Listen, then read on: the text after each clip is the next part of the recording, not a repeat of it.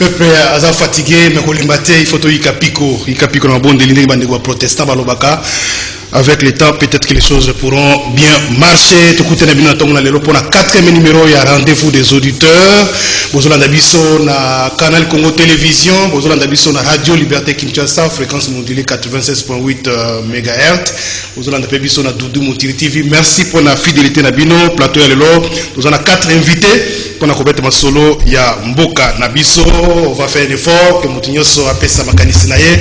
Na basije oyo to retenir mukona lelo boyebi actualité za makambo ya minembwe wana to kotika te to continuer ko lobela ngoti suka et puis makambo ya cour constitutionnelle bazuzi oyo mokonzi mboka nomaki ifo bana musala kasi équation eza mo makasi entre mokonzi mboka to ba pena ba président ya deux chambres ya parlement kasi lobilo l'équipe to moni mokonzi mboka ya maki ba membre ya conseil bureau ya conseil supérieur magistrature koyoka bango ezalo kola ke mbeba esalemaki te na nomination et que incessamment ba juge wana ba compléter serment devant mokonzi mboka ekozala wapi ekozala kara parlement ça va se passer comment to retourna mutuna na invité marche pacifique esalemaki marche ya unité on a ko telemela makambo ya minembwe marche ozalaki salimaki wana Kinshasa za pena ba province kuna ko telemela makambo wana telimboka na biso Martin Fayulu moko na ba leader alamuka moto salaki bongo appel kasi lobi na Kinshasa marche esuka kina mbutu et ça remettait pratiquement tout moni scénario jusqu'à ce que va venir ya mutuka ya Martin Fayulu et Joaquim Belli ya la police tout comme moi ko bête ma solo parce que tout ça fait l'état de droit on état de droit est-ce que comment tu retrouver votre piné. Alors 4 invités, maître Steve Kivota Yazali porte-parole, il y a coordonnateur sortant Adolphe Mouzitou, Yazali président ya Nouvel Élan, maître Steve Kivota Mbote Ndeko. Merci beaucoup, nous allons répondre à l'invitation de la Lelo. Merci beaucoup. Bon, Memi Balé, très rapidement, Tozana Ndeko Nabisco, Bazin Pembe, coordonnateur, il y a dynamique, les changements, c'est maintenant, Bazin Pembe, Mbote Ndeko Jean Médard, et Mbote Nabandeko Baïba Kolanda Biso, Mbote Pena Bandeko Oyo. A misali violence pour notre toya to solo la maimata l'école. Merci beaucoup. Lobina mono ki na modeste baati na éviter ce qui adhésion iso nanzela. Alors nous benga mine Nicolas Biso première participation maître Yannick Vumbi azali porte-parole ya parti babengi a RCN parti ya Mwanamboka Bitakura Justin Bitakura Mbote Mwanamboka Yannick. Mbote ndeko journaliste Jean Médard. Merci pour l'invitation.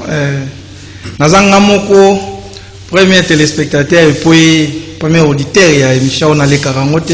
C'est vraiment un grand honneur pour moi de participer à l'émission. Merci vraiment. Merci beaucoup. Mobenga Mia Minepe Suka Ndeko Isaac Bakuki Yazali cadre et ensemble pour les changements ya Moïse Katumbi Yazali traité Yazali analyste Ndeko Isaac Mbote. Merci Ndeko Ezam Mbala Yambo. Oui. La émission na yo c'est Azali cadre et ensemble pour la République. Parce que ensemble pour changement pour la République, parti politique, plateforme. Et puis porte-parole la PDC, Oyo Zelundo, président, mais bon, nous avons qu'un ensemble toujours dans le cadre de la Mouka. C'est quand on comme membre ensemble pour la République comme parti politique. Vous avez supporté parole, il y a parti politique, nous sommes PDC. C'est un problème, mais ça, on va légaliser. On statue, on va publier, tout là, les pongi. Alors, il faut tout ça pour assurer transition. Il y a un cadre de transition, il faut que l'on va ensemble, on va bateau à côté du ministère intérieur, merci beaucoup de Isaac. Merci de Isaac. Alors, très rapidement, rendez-vous la presse à 2 minutes, mais là, on a précisé parce que vous avez tous 4 invités, sur la presse, il y a 8 minutes, vous allez déjà temps pour inviter mon Kaloba, tout le monde très rapidement, la colingana au moins 3 minutes pour la Minembwe, avec l'évolution du dossier, et puis nous allons pour le deuxième sujet, mais très rapidement, nous allons placer moi 2 mots pour la marche des Alakilobi, et concerné justement la Minembwe, un compatriote, un leader politique, a eu initiative, il y a Kobenga Batuna Zela, les Congolais, pour manifester colère na bango pour côté mais la plan sur le Kakuna comme état miné pour le bim sous les balkanisation on soit besoin balkanisation c'est normal alors interdit marche, coup de gaz lacrymogène, tout le bazoki, tout hôpitaux, pine troué. Moi analyse na yomke. Oui, bi musée le baka tango ba mutaka paku. Obi paku. Za miel. Tango mutaka miel. Eza eko makambulu. Bandeko oto zaki na mangolo bi na opposition. Makambo mango bazai ko boya que ba pekisi ba manifestation alors que bobe kuli kundi et lobby toye bisabango ke biso rosala manifestation mais lelo ba komi na pouvoir ba komi ko dénoncer ko violer kutu makambo elobami na mibebe kuli kundi eza mawa na ndenge oyo makambo lekaki wana parce que lelo bato baza komona likambo wana lokola lisano mais eza lisano te eza likambo so totelemeli yango te bandeko na biso tozobenga banyarwanda parce que banyamulenge n'existe pas eza banyarwanda biso nyonso toza na baorigine moto na moto fo aassume origine na ye aassume ethnie na ye aassume place ya botama place. Ça pouvait être une question pour les Congolais, soit initiative des mais qu'est-ce qui fait que Batozo télé la mamie que moi maïle ma bête elle m'a comme minembo voilà mais organiser marche maïle ma comme maïle ça ma bête maïle na Abdel na 97 papa nous que musée na 98 le 2 août o baza ko nyoko bango baza ba minorité o ba reconnaître bango nationalité si vous les communes ba reconnaître bango mabele na kati ya mboka nyonso ezalaka communauté ezalaka te communauté ezalaka soki oza étranger ofeli na mboka oza communauté alors makambo ya minembo wana yo moni ndenge ndeko azali esombewa amoni ntango mwa distraction ezali aprofite ake koinstalle en violation de toutes les procédures yango donc azalaka na likanisi ya mabe yango lokola biso totelema epuis Martin Fayulu asali initiative que il faut défendre la souveraineté na biso unité ya bakongolais mutu moko aza na mboka te ye aza spécial koleka bato nyonso esengeli kotosa mibeko mais eloko nazosenga kaka amoni mabe kaka bandeko na biso oyo tozalaki na bango lobi na opposition tozalaki koboya ke bainterdit bamanifestation bango bakomi na likambo wana ke batete manifestation en violation ya constitution. Maître Yannick marche pour la makamotali minembwe il peut placer moi malba muke pour la minembwe analyse de ndenge mona dossier bezo lande mati lelo to évoluer et comment qui président lobi ba annuler décision toyoki Azaria Soumbé a pesi biso ba révélation na conférence à Salaki on a koloba que non bourgmestre n'a fonctionné depuis environ 2 ans lelo mais président peut promettre une commission mise en place la commission moko pona ko tala makamotali ba limite consort alors évolution makamono zo mona lelo analyse nos ça les années. Merci Ndeko Jean Médard pour la question de Tuningai. Je voudrais d'abord apporter une précision. Parce que parti Nabiso est en 4 FCC, mais si c'est plateau, je n'engage pas les FCC. Je suis le porte-parole du parti ASEN. Je n'ai pas reçu mandat pour parler au nom du FCC. Bien. Moi, j'ai eu la chance d'Abukinde Naminembo en 2016. Donc, Nayebi au Noloba. Parce que j'étais là. Makambo ya Minembwe, il y a eu fraude dans la loi. C'était pas possible. Sur Otangi, loi si les ETD, l'article 46, bah pesi ba condition pour entité moko comme commune rurale. Alors, Minembwe en 2016 j'étais là. Vous pouvez me faire confiance. Déjà en termes de nombre de la population, loi et lobby 20 000 habitants au moins. Alors en 2016 dans Zakiwana, c'était pas plus de 3000 personnes que moi j'ai vu. C'est pas une agglomération. Il n'y a rien de spécial là-bas. D'abord, il faut figurer que c'est un village. Et puis ajouter à cela l'insécurité. Ndekonabiso, foulé au bazar, on a une partie, Bembe Bazali, et puis Banyamoulé. Oh, je vous le concède. Banyamoulé et Bazali. Mais par quelle magie, Bakouka qui côté ça on a décret à premier ministre Matata Yekoma commune rurale. Alors que moi j'ai vu, en tout cas, si c'était nombreux, c'est pas plus de 3000 personnes. C'est inacceptable. Donc, en termes de critères, c'était impossible. Et c'est qu'il aussi faut qu'il se retrouve parmi les communes qui concernées. Surtout dans la PV Assemblée provinciale. Exact. Et puis, il faut c'est conforme à la loi. Il faut avoir avis conforme à l'Assemblée provinciale. Or, à l'époque, ceux qui ont avis conforme, on a la commune, parce que quitté. Alors, qu'est-ce qui s'était passé pour que le Premier ministre Matata a cotissé? Moi, si c'est dossier, j'attends beaucoup plus des explications du Premier ministre Matata. Parce que, il y a un assigné qui a un et pour ce qu'il y a une délimitation à Minembo. Mais c'est pas possible. Je ne sais pas, bateau, comité va éviter. Minembo est dans le territoire, il y a Fizi. Mais ce qu'il y a une délimitation en gros, et puis une partie à Ouvira, et puis une partie à Mwenga, et puis une grande partie à Fizi. Ce qui fait que Minembo actuellement, les gens qui ont Fizi, va éviter. Et ça, c'est une fraude, c'est inacceptable. C'est inacceptable. Je ne sais pas comment le Premier ministre a convaincu que les cas outre avis conforme à l'Assemblée provinciale, il y a Sidi qui voit comme ça commis. En tout cas, Bisson à niveau Arsène, Toza contre nous condamnons cela. Nous avons dit que c'est une faute à la loi et ça ne peut pas passer. Et en termes de solution, le président a dit à annuler. Ça, c'est une décision politique. En vertu du principe du parallélisme et des formes et des compétences, le président a le pouvoir d'instruire le Premier ministre, de prendre un autre décret allant dans le sens de compléter ou de modifier l'arrêté. Et les décrets, pardon. Moi, je suis de ceux qui estiment, c'est vrai, Minembo fait problème, on peut extraire Minembo. Et puis, total la peine à la place, nous sommes problème, c'est une façon de corriger des cœurs. Alors, comment expliquer que le président Yemoko, c'est comme si il y avait une autorité, ça a une coïncidence, la mission se retrouver. Mais quand on organise des marches pour soutenir l'action, pour soutenir le pouvoir public, alors, pourquoi? Bon, moi je suis légaliste. Je crois que les pratiques anciennes, ont raté. Lorsque Batouba informé. C'est vrai, les juristes sont là, ils ont débat parce que moi je suis chercheur en droit constitutionnel et parlementaire. Ils ont débat. Quand vous informez, c'est vrai, vous entendez l'autorité et l'autre soit protection, mais aussi si les conditions ne sont pas réunies, l'autorité peut interdire la marche.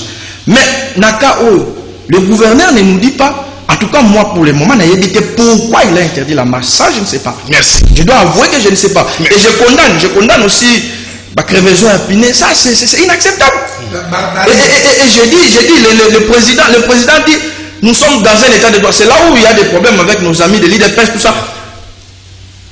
Un état de droit, c'est un idéal. Le Congo n'est pas un état de droit. Mais c'est un état qui se fait être un état de droit. Merci beaucoup Yannick. Bumbi, porte-parole, il y a RCN. Deko Bazin Pembe. Dans ma cambitali marche pour placer mot au Sangisango parce que ça concerne le dossier Minembwe.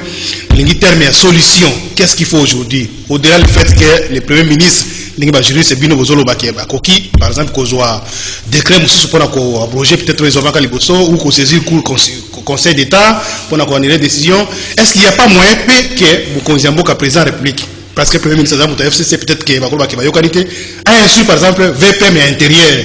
Parce que nous nomination au bourgmestre, et ça n'est pas un ministre intérieur à l'époque. Moi, à Rimo Sakani. Est-ce que, dans le niveau, il y a un ministère intérieur, il y a l'eau. Par contre, il y a une mesure conservatoire, en attendant, la commission, et mon à promettre, alors, pas question de travailler, pas mettre nos faire, parce qu'ils sont en train d'exercer.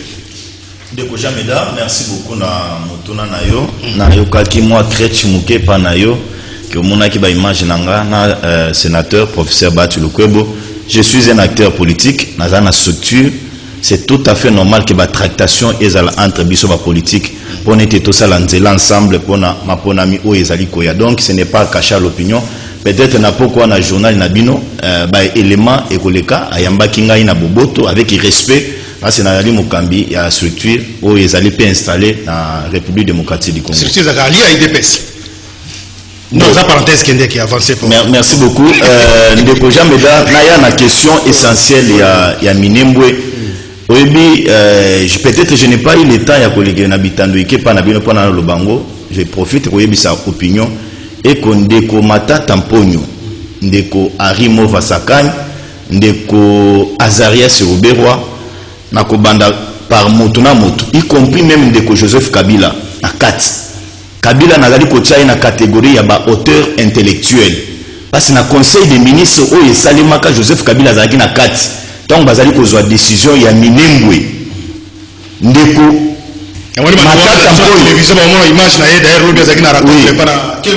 oui, c'est une aventure. Il vient aveugler l'opinion.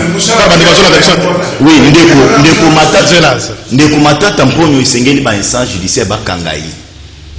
Matata c'est la continuité de l'état. Non, ndeko jamais da. N'utilisons pas abusivement principe ya continuité ya ba faire à l'état. N'utilisons pas abusivement principe. Matata mponyo doit être objet ya arrestation et puis isengeli à la immédiate pour la haute trahison.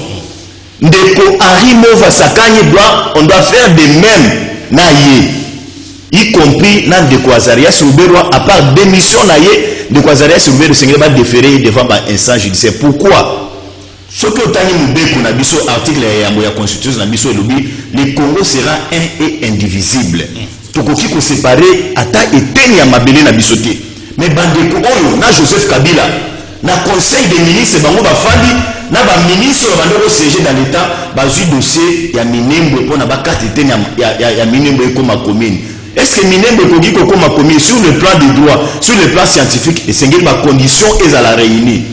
Ndeko apesi statistique et sengeli 20 000 habitants et sengeli pe délimitation ezala subdivision et sengeli pe ezala et puis eloko mosu ya mutuya ezali conditions économiques. Est-ce que Minembwe ekoki ko répondre à ma condition économique pour comme ma commune irrégale?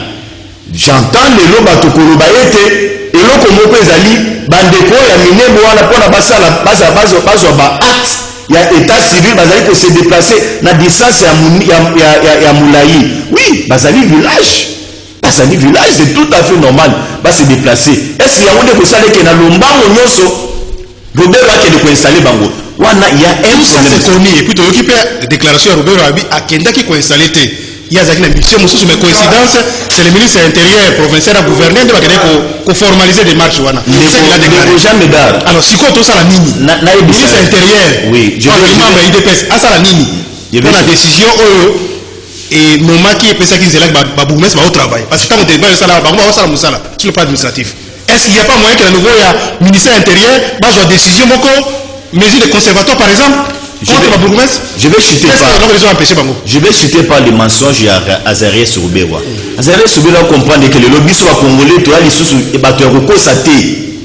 Lorsque le messieurs prend son courage pour la relever que non, na ordre de mission na ye kaya Minembwe ezalaki na carte, oui c'est bon. Mais comment tu t'es retrouvé na Minembwe? Parce que na ordre de mission il y a na biloko tolobaka terme référentiel. Tant que ezali na kati ordre de mission yo na ordre de mission na Minembwe ezali na kati te. Ministre ya défense azalaki na caravane ya paix la partie est pour na ba ça la rapport na Assemblée nationale na délégation ya député. Mais comment les gars s'est retrouvé na Minembwe et puis passer outre installation à Minembwe? Revenons sur ma proposition. Ndeko, on peut tout dire. J'entends les gens parler que conseil d'État les sengeli ezwa décision pour annuler ligne ya Minembwe. Oui, c'est bon, ils allaient instance moko judiciaire ou ils allaient compétente pour na statuer nango. Mais chaque le chef a fait c'est son pouvoir. Parce que c'est lui qui est le garant des institutions, il peut ordonner à ce qu'on puisse se pendre provisoirement. Mais la concrétisation de l'acte revient de l'autorité compétente. Parce que c'est Azarias qui avait signé Ndeko Gilbert encore ne peut prendre une mesure pour la constitution. Azarias c'était signé. À l'époque c'était le ministre de l'Intérieur, je crois, Raymond Vandé a désigné qui provisoirement va beaucoup mettre Rwanda. Donc les lois allaient Gilbert Kakon dans le ministre de l'Intérieur. Azarias a une décentralisation. Non, écoute, talent la décision on a bien. Président lobby politiquement, mais pourquoi se formaliser en moté? N'a pas répondre de place au réseau le matin.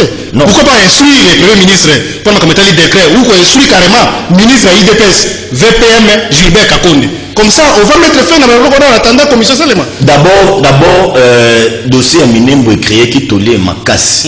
Il fallait que stopper hémorragie le plus vite possible. C'est ce que le chef a fait. Et à part stopper cette hémorragie, il a dit malgré décision, mais Bourgoumès a fonctionné. Non, posé par acte administratif. Moi, j'ai suivi le bourgmestre, à l'andac bourgmestre, il a dit, c'est parce que le chef a dit de suspendre, il a suspendu, à d'autres travail, il a même parlé que le chef a voulu nous rassembler. Le bourgmestre n'est pas en train de travailler. Merci. Donc il faut que... Mais moi je suis d'accord. Merci au bourgmestre, on rappelle à l'OVI que jusqu'à là, il y a des actes administratifs, c'est ça que la version là. Je suis en train de dire, le chef a ordonné, il n'a pas pouvoir, il y a pouvoir, il y a coordonné cette séance, mais si on dit je mets en compte, c'est qu'il a concrétisé Yango. Et M. Sylvestre, il nous met comme il a concrétisé. Tu sais là où s'approche, ils ont dérangé de Roger Meda. Est-ce que tu as vu dans cette histoire ici, nos amis du FCC intervenir là-dedans? Donc apparemment ils sont d'avis de ce que Roubelo a fait. Mais revenons sur la marche. Le communicateur FCC a très mécontent. Il ne faut pas suivre tous ces gens-là. La déclaration doit être officielle. Revenons sur l'histoire de marche. Naoki Bande doit condamner sur le plan procédural. 30 secondes. Condamner sur le plan procédural, oui, je suis d'accord. Mais éduquons aussi, conseillons aussi Martin Fayulu. Il est dans la logique à se comporter comme un Quinois, d'affronter la police. Fayulu a ignoré la question d'État, a se comporter comme si elle a dit Quinois, vulgaire. Non, mon frère, mais lorsque vous parlez, je ne vous dérange pas. Moi, je condamne le fait qu'il y a allez-y. Je condamne cette destruction méchante. C'est contraire à la loi. C'est tout à fait normal, les adouans. Mais je dis avec assurance, avec fermeté, que Fayulu doit cesser de se comporter comme un Quinois vulgaire. Merci. Il doit devenir un homme d'État. Merci beaucoup. Il avait un objectif dans la marche. Merci de ce qui wana tozwa ndeko Steve qui voit apesa pe makanisi na ye maître Steve marche yango esalemi na ingi kosangisa wana parce que yo oza proche ya ancien premier ministre Adolphe Muzitu kombo na epetangema mpona makambo ya Minembwe. C'est vrai que c'est là qui mise au point pour permettre pour sunga bandeko ba comprendre mise au point ya dossier ya Minembwe. Mais marche yango, est-ce que vous avez eu le temps à organiser? Est-ce que exactement le conseil gouverneur peut-être que Mongisango calmement prochainement? Qu'est-ce qui a fait que vous maintenant à nouveau ya Kotobolo Bapine ya président Martin Fayulu?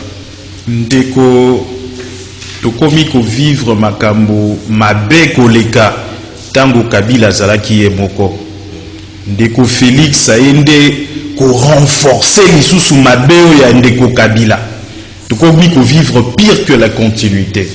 Nayoki ndeko nanga bazande ngaza ko tepa wana makambo ya mibeko na okili na mwasoni. Ndeko nanga FCC na moni que ndeko Bitakwira komi mwa kolamuka lobi makambo malamu malobi nyonso te. Ya liboso ndeko lobi ndeko Adolphe Muzitu azaki cité même par ba membre ya cabinet ya Félix Tshisekedi. Ye moto alamuka, ye moto akotsa makambo ya Minembwe wana lukuta. Yango na lobi ndeko FCC alobi nyonso te. Parce que acte conforme, il y a assemblée provinciale et Zouamaki le 7 octobre 2009, ce qui n'a me trompé. Et il y a eu un premier décret au Zouama pour ériger certaines agglomérations en communes ou en ville. Et ça qui décret un décret Adolphe Muzitu. Il y a le 18 février 2012. Bandeko ba kolobela yango te ndeko Adolphe Muzitu na décret na ye acha Minembwe comme commune rurale.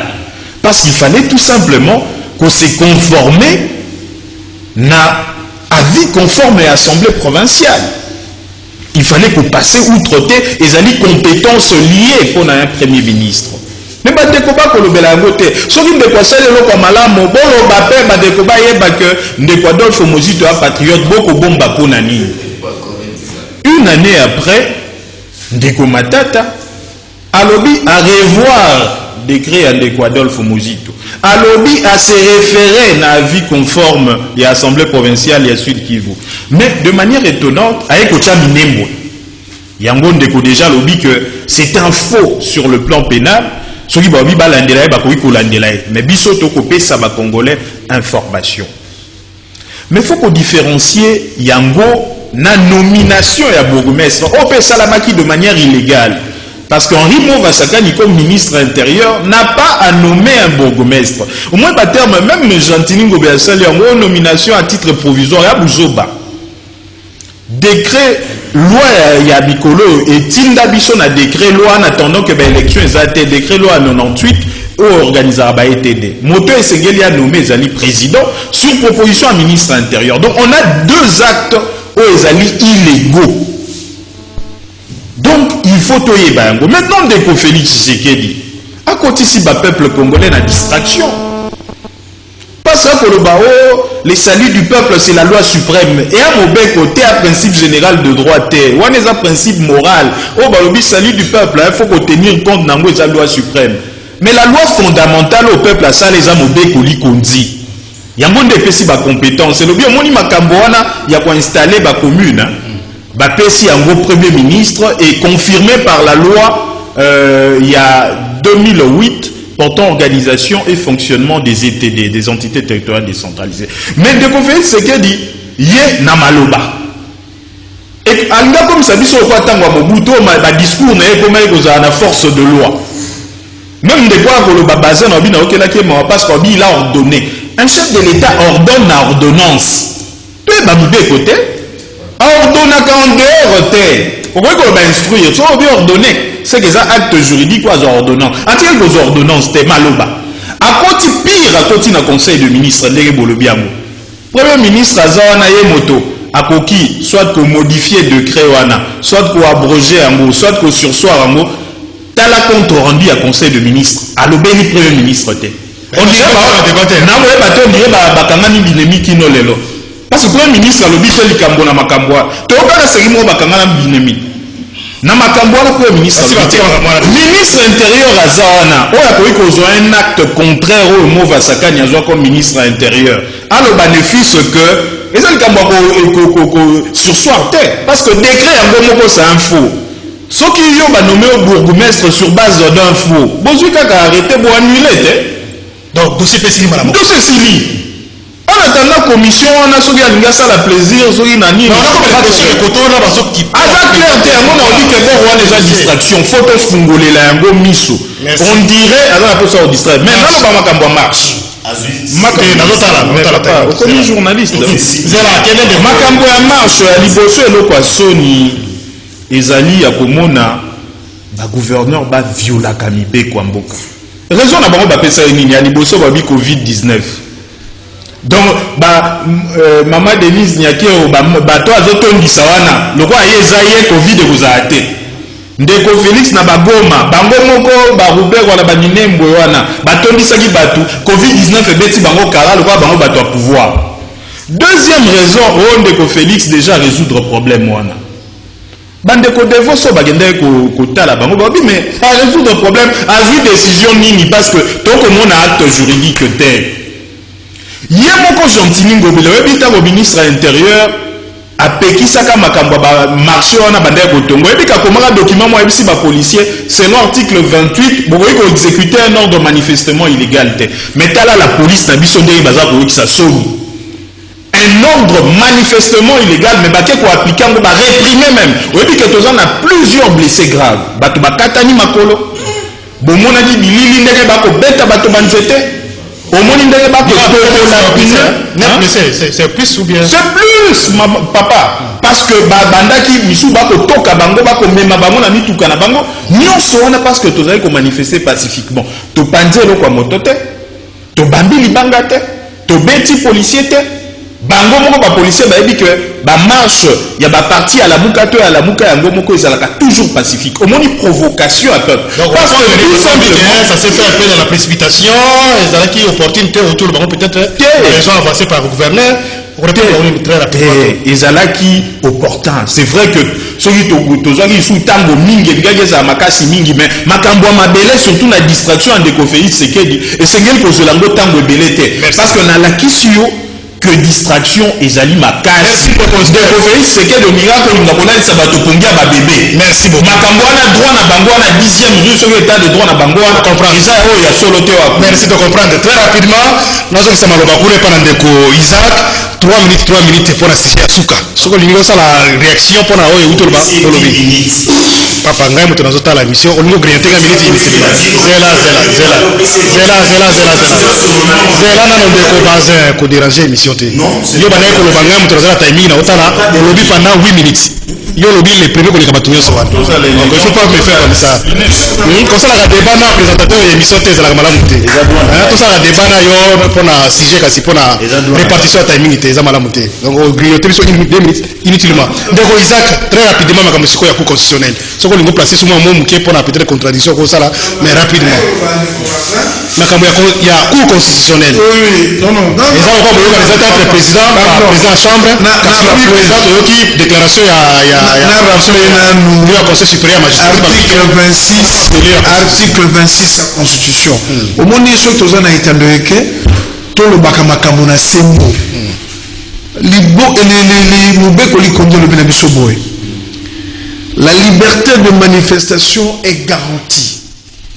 Toute manifestation sur le voie publique ou en plein air impose aux organisateurs d'informer par écrit les autorités administratives compétentes. Nul ne peut être contraint à prendre part à une manifestation. La loi fixe les mesures d'application. Papa, arabino bon n'impako. Bon c'est que makambo bino bo dénoncer qui lobby, makambo bo dénoncer qui lobby, le lobongo boko ti le quoi besoin na FCC, boko mi ko bouter, boko mi ko violer mi be ko li konzi. Ndenge de ko lobby na alobi na biso. Oh no so mi rubero lokuta. Banyeronda ils sont habitués dans les mensonges. Par leur origine, leur accession na katamboka oyo, tout ce qu'ils font ce sont les mensonges. Mais oyo c'est le makilobi. Je dois vous rappeler, pour Nani Bazolinga Robimissa, porte-parole opposition, un opposant mérite respect et protection par sa police. Et ce qui s'est passé hier, même commissaire divisionnaire adjoint, il y a ville province à Kinshasa est responsable. Message né à Lobaki Nabutu, la Top Congo. C'est ce qu'il a fait. Comment nous pouvons avoir na Katia Mboka état de droit?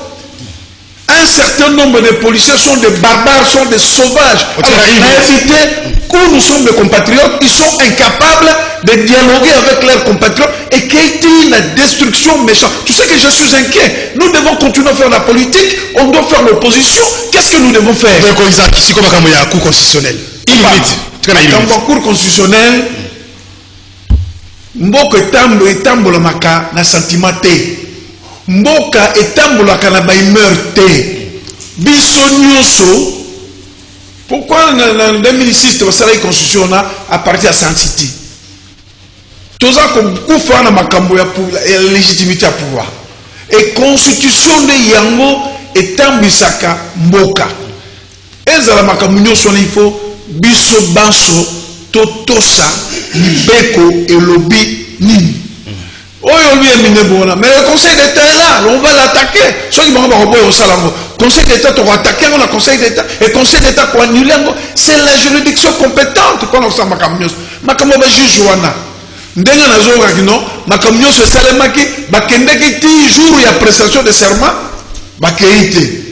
Ceux qui vont moni makambo be. Le problème c'est que moi je déplore chez les Congolais, jamais ceux qui jouent likambo akendeke na tribunal akendeke pa na juge likambo basalinga na CPI na hote na ye pa na bino bosilisa yango ekoma ya président parlement ya Sénat mais pour que la justice faut manifester intérêt il faut à la victime mais quand les victimes bango bazo que n'était pas institution ba ko sala ni merci on les a makama bala na bango FCC cache va distraire biso c'est compris ndeko Yannick soit fait 3 minutes non rapidement makambo ya cour constitutionnelle to yokilobi mukoko procureur c'est ça à sa déclaration abino ba ordonnance président et viola la constitution contrairement peut-être une réponse na bato FCC na bato musu bango que président viola la constitution et que finalement installation ya banene ko salema incessamment prestation serment bango ko salema incessamment ba ko sala ngeni vous pensez que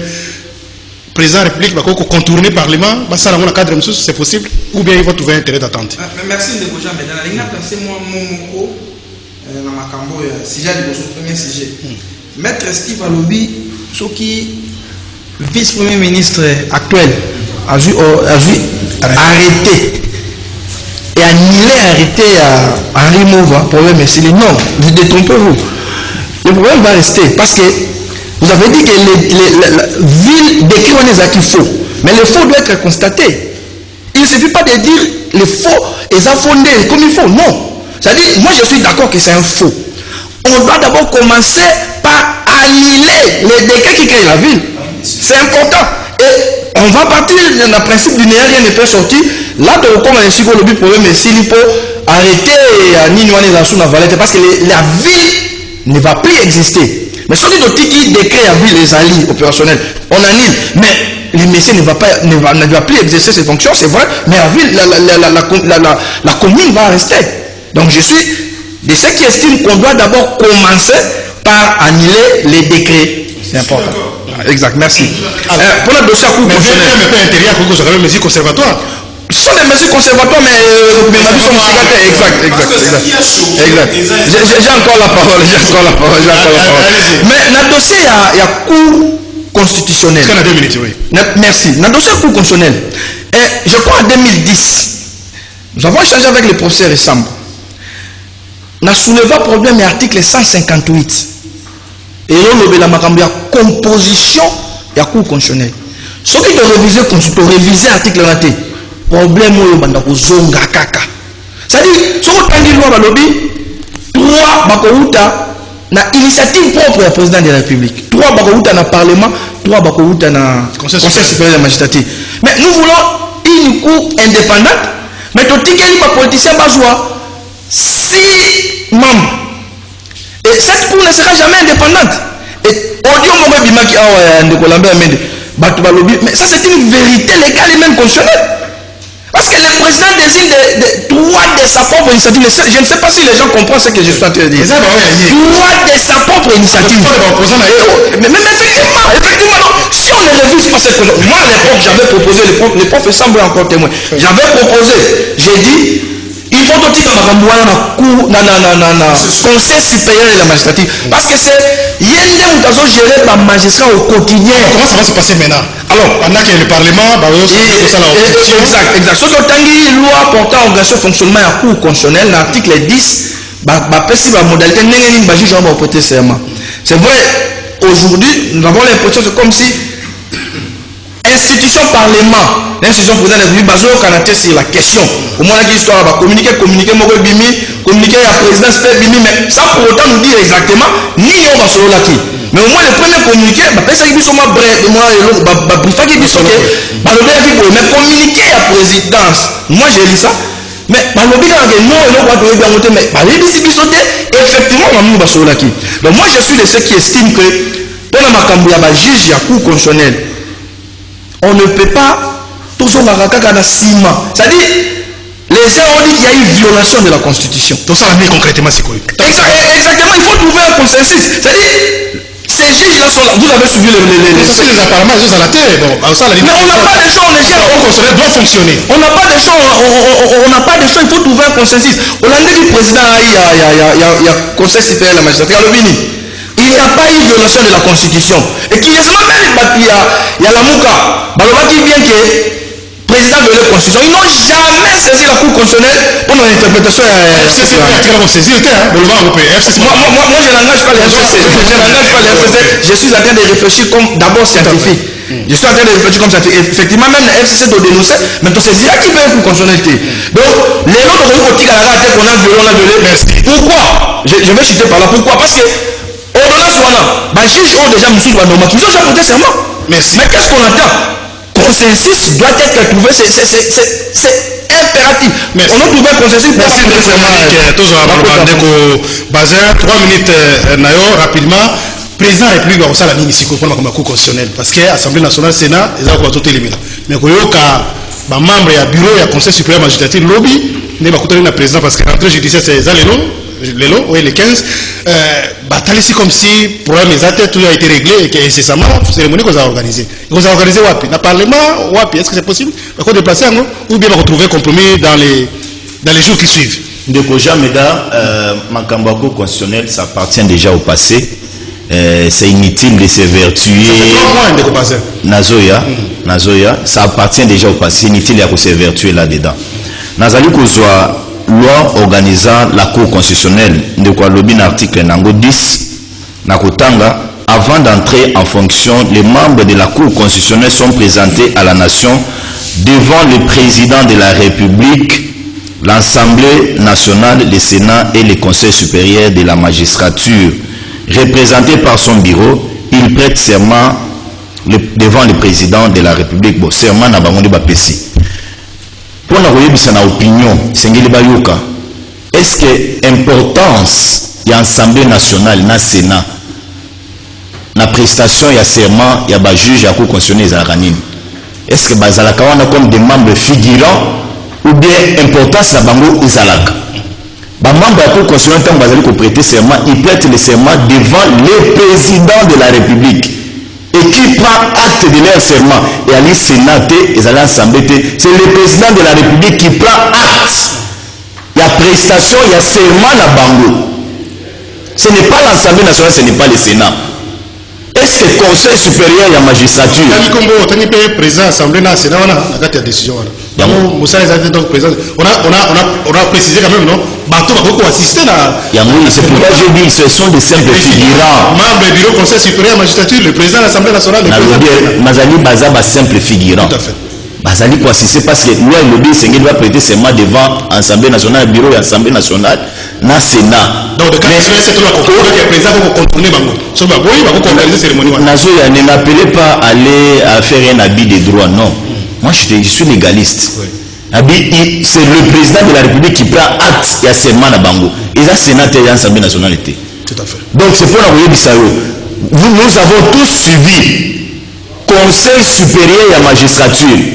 Conformément à l'article 158, c'est son thé.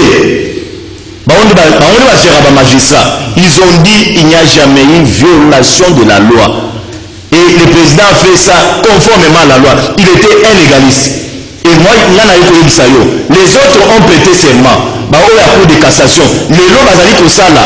Na ba magistrat musobo ba sinali kotinda lelo, ils sont avec le travail. Il reste ba juge ya Cour constitutionnelle. Et je te confirme jamais dans Mikolo ezali koya, ils vont prêter serment na bango. Na c'est ça la minute na bango. On va préciser sur sa place wana. Prêter serment ça veut dire que so ba yokanité na assemblée na Sénat, ba ko sala la cérémonie même na palais ya nation, ba ko sala même na stade de Martyrs, ba ko sala délocaliser place de cérémonie. Non, la délocalisation, ça sera peut-être en violation de la loi parce que l'Assemblée nationale, oui, l'Assemblée nationale peut siéger en dehors, il y a institution, vu que le bureau s'est prononcé. Mais dans les cas sous examen, prestation à serment et consalement. Donc, ne polémiquons pas sur ce qui est légal. Mais dans moi, je l'ai toujours dit, l'ami peut-être a la difficulté à vous en avoir un plateau pour convaincre sur le plan juridique. À convaincre à sa politique na kat mais j'ai aimé Moninga Nenge a eu parole avant à ramener sur le bon sens parce que on peut tout trahir mais pas trahir nos temps passés à l'université, trahir notre conscience et même les lossives ce qu'on besoin temps il y a au féliciter Mozito nana koloba tu trahis ta conscience est-ce que Mozito dans les moments est-ce qu'il a averti na élu à peuple que naza na bureau naza na primature na yuti komona eloko moko ya mabe contre la République c'est Mozito a averti le peuple pour nous y a biso de l'olobe que non Mozito il faut encourager Mozito il a fait ça pour sécuriser son pouvoir afin de merci il n'a pas signalé aux élus merci beaucoup merci Ndeko Bazepembe tout ce que ça va mettre Steve 3 minutes na peu rapidement Ndeko Isaac Bolimbisi Ndeko na ministère du bazar makambo constitutionnel maîtriser le côté rapidement tout ça m'appelle Mozito Isa 2012 décret à Matata en 2013. Il y a dénoncé à Matata il faut maîtriser le dossier. Et deuxième chose,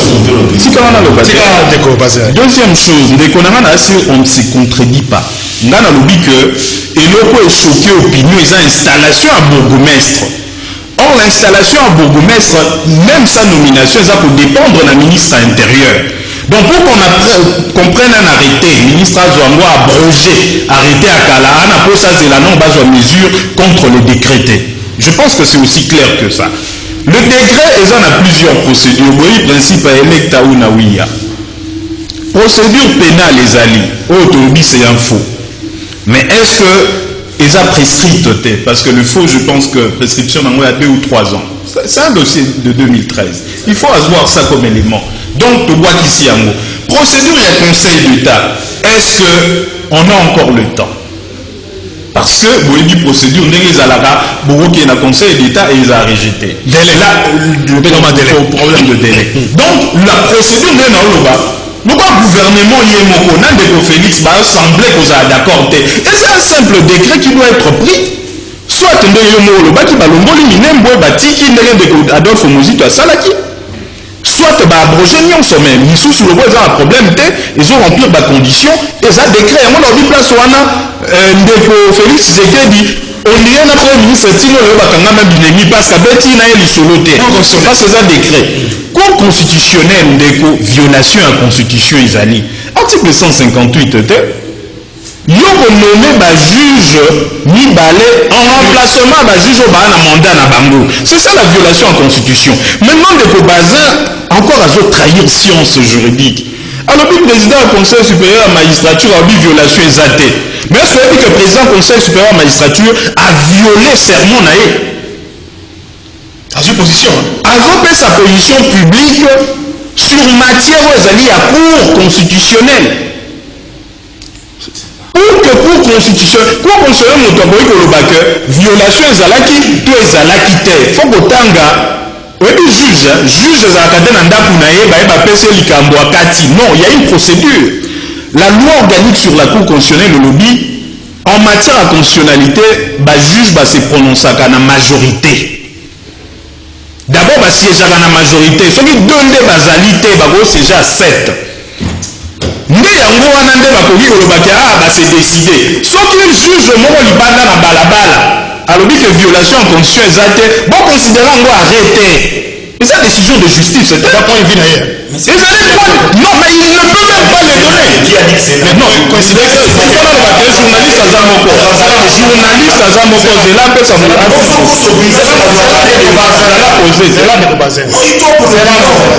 l'opinion on a zamayele baliki biso pena mayele belé ba ko juger. C'est pas à vous de dire qu'il y a zoko ça.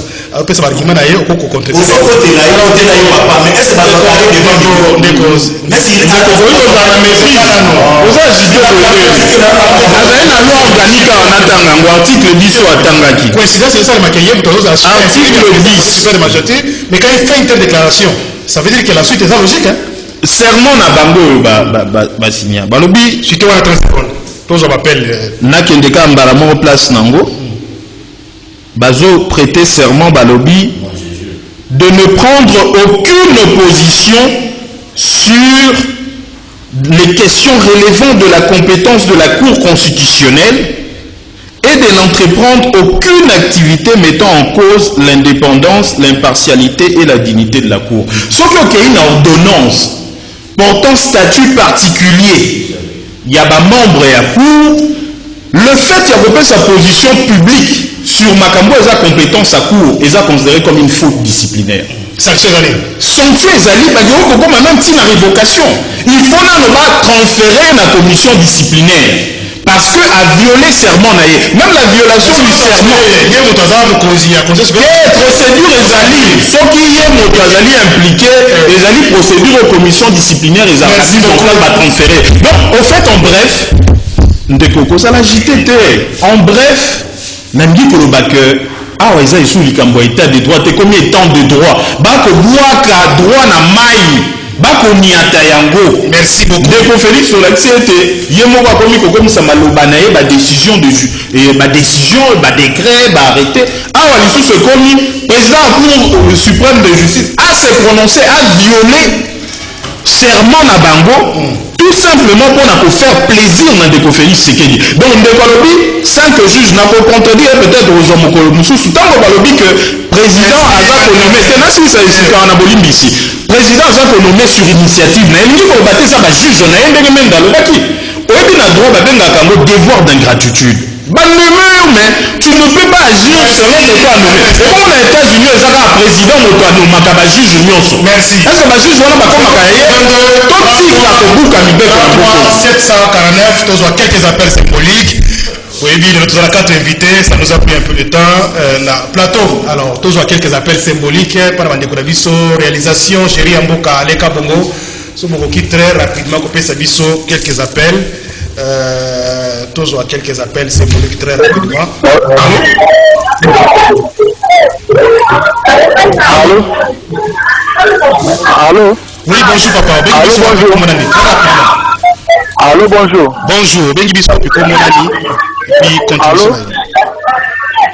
Allô? Ozana Zala Singa papa, toujours Nandayo.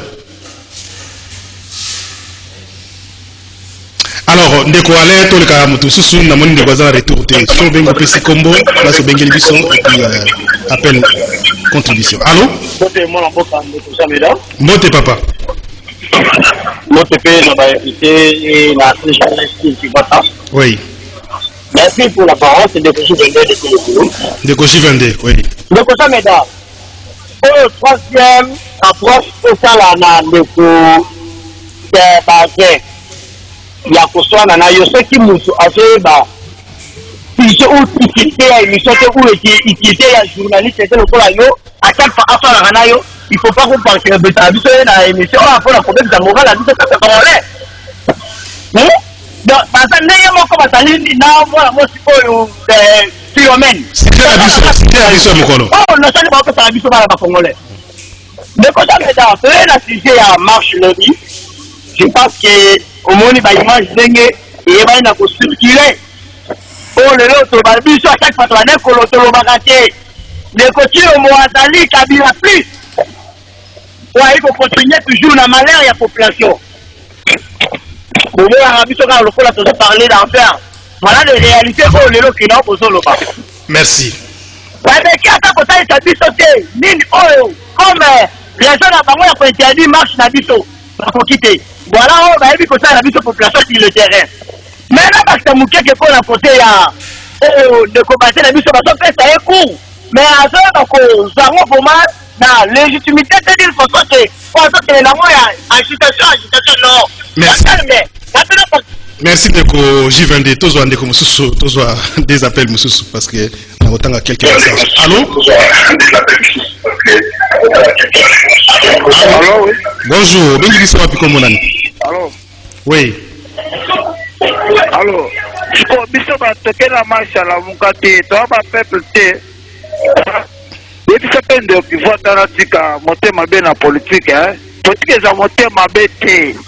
Azo défendre musique plateau. Dans la tika musique te na moko. Ote na politique motema be ko. Ndeko apesi kombo te akei tozo appel mususu ndeko chéri ya mboka. Allô?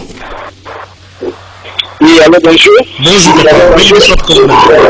Oui, ndeko père na commune ya Kasavubu. Oui, ndeko père Kasavubu.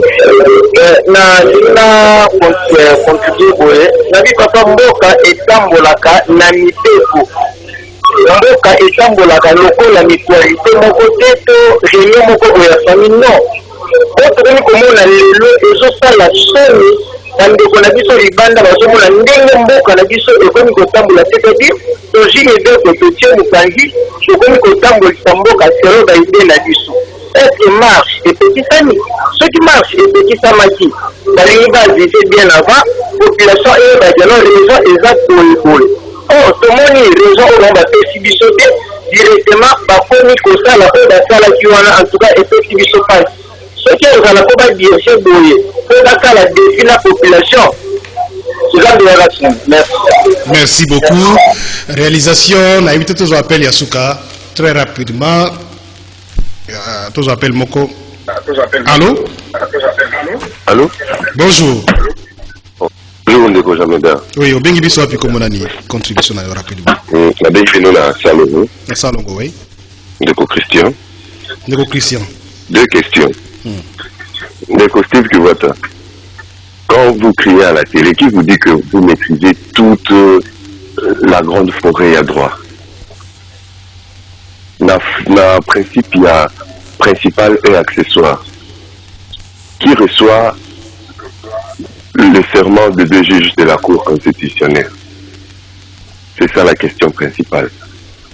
Faut pas côté sa haine, même la Kati à droit. Il y a plusieurs juristes et étudiants, apprenants, professeurs qui vous tuent, ce n'est pas bon. Yanni Balé, En vertu de quel principe? Parce qu'il y a état de droit, Fayoulou n'a pas droit d'écouter la police. Quand on lui dit non, il est un super congolais. Si la police est venue là pour vendre, on sécurisé Bango. Combien de taxis Batuzaki Nanzela? Combien de commerçants Bazaki Nanzela? Combien Bazaki dans la classe? Aux police, il faut qu'il y ait protégé. Piné à notre famille, nous valent quoi devant la santé d'un enfant qu'on a tamponné hier à Kilimita? Une petite fille de 8 ans. On a tamponné de barbarie à Batala. Quand on est responsable, tu aspires à diriger un pays. Quand un commissaire spécial te dit rentre, tu ne veux pas écouter. Tu veux qu'on fasse quoi? Merci, papa. Exposer la vie de tout un peuple parce que toi tu dois marcher. Merci Ndeko, papa Christian. Merci tout ce qui wana pour Lelo. Symboliquement, 5 appels, c'est quand même significatif. Pour l'émission, Mokona Lelo. Bonjour, juste, il fallait. Qu'est-ce qu'il y a? Bonjour, Jimel. Donc, na RFI, Tangu Baloba, la République des très démocratiques de Gondwana, Mingi Ezalaka, Biso na RDC, ou Gondwana City, Yangonde Kinshasa, parce que Makambu,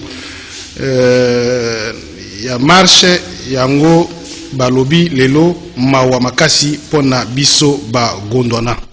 Bonjour, juste il fait allusion de dirigeants africains qui veulent s'éterniser au pouvoir. C'est voilà, de quoi réagir par rapport à pourquoi on n'a pas de joueurs Mouyamulengi, ni dans nos clubs, ni dans l'équipe nationale, il n'y a pas. Seulement dans l'armée, dans les finances, services secrets. Mais c'est Jimel Bazin. Donc voilà, symboliquement, tout ce qui va pour un message, alors très rapidement, joyeux anniversaire à maman Denise Villa, son admission quelque part. Joyeux anniversaire par ailleurs maman Villa, Albazaï Belé. Ndeko Steph, conclusion rapidement, 40 secondes pour toute sa émission na Mukona Lelo. Ndeko atuni motuna ya suka ayebaki nazalaka très humble. Tango na lobaka boena obina leki batu na maele te. Yango na tangaka ba article ya Mibeko. Alobi makambo ya serment, ngana tikali kuwanga na te que Ndeko Félix Tshisekedi moto a prendre acte.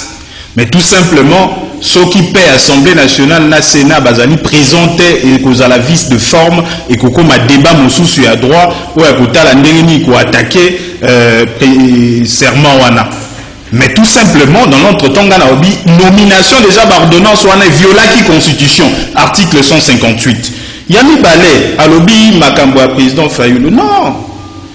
Au commissaire, le quoi aloba qui fait batambo, c'est ça gouverneur. Yango na lobi que la police pas qui ko boya pour exécuter un ordre manifestement illégal. Dernièrement, article 28, on a même gouverneur yemo kwa salaki nango, a combien que va policier bongoton, ministre intérieur, a pekisi ba construire ba marché kuna ya lobité.